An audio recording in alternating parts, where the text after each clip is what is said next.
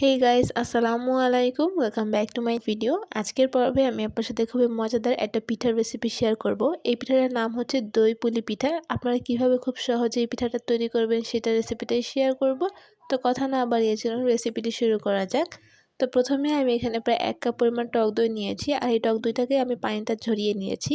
এবার আমি এখানে দিয়ে দিচ্ছি প্রায় 4 টেবিল চামচের মতো কনডেন্স মিল্ক, আর দিয়ে দিচ্ছি 4 টেবিল চামচ পরিমাণ গুড়। এবার আমি এই সব কিছুকে খুব ভালোভাবে একটু মিশিয়ে নিচ্ছি। এই একটা উইংসের সাহায্যে আমি এটাকে খুব ভালোভাবে মিশিয়ে নিয়েছি। তো আপনারা কনসিস্টেন্সিটা দেখতেই পারছেন। এবার আমি এখানে কিছু ব্রেড নিয়ে নিয়েছি। এবার এই ব্রেডের সাইডগুলোকে কেটে নিতে হবে। এবার এই ব্রেডগুলোকে একটু বেলে পাতলা করে নিতে হবে। তো আমি এভাবে করে বেলে এগুলোকে পাতলা করে নিচ্ছি।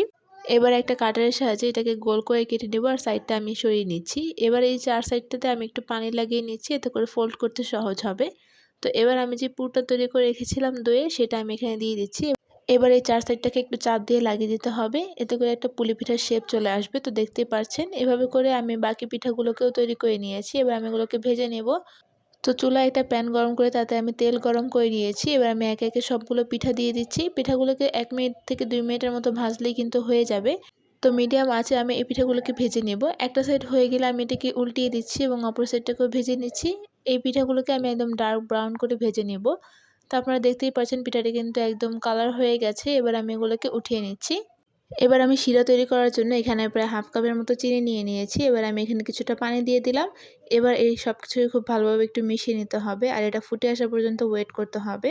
তো যখন এরকম ফুটে যাবে এবং শিরাটা অনেকখানি ঘন হয়ে যাবে, তখন আমি এই পিঠাগুলোকে এখানে দিয়ে দিচ্ছি। এবার এই পিঠাগুলোকে শিরার সাথে খুব ভালোভাবে মিশিয়ে নিতে হবে এবং শিরাটা পুরোপুরি টেনে আসা পর্যন্ত ওয়েট করতে হবে।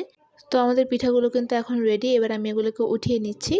তো ব্যাস তৈরি হয়ে গেল মজাদার দই পুলি পিঠা। আপনারা অবশ্যই বাসায় ট্রাই করবেন এবং কেমন লেগেছে তা আমাকে জানাবেন। তো আমি আপনাদেরকে একটা ভেঙে দেখাচ্ছি। তো দেখতেই পাচ্ছেন ভিতরটা কতটা সফট।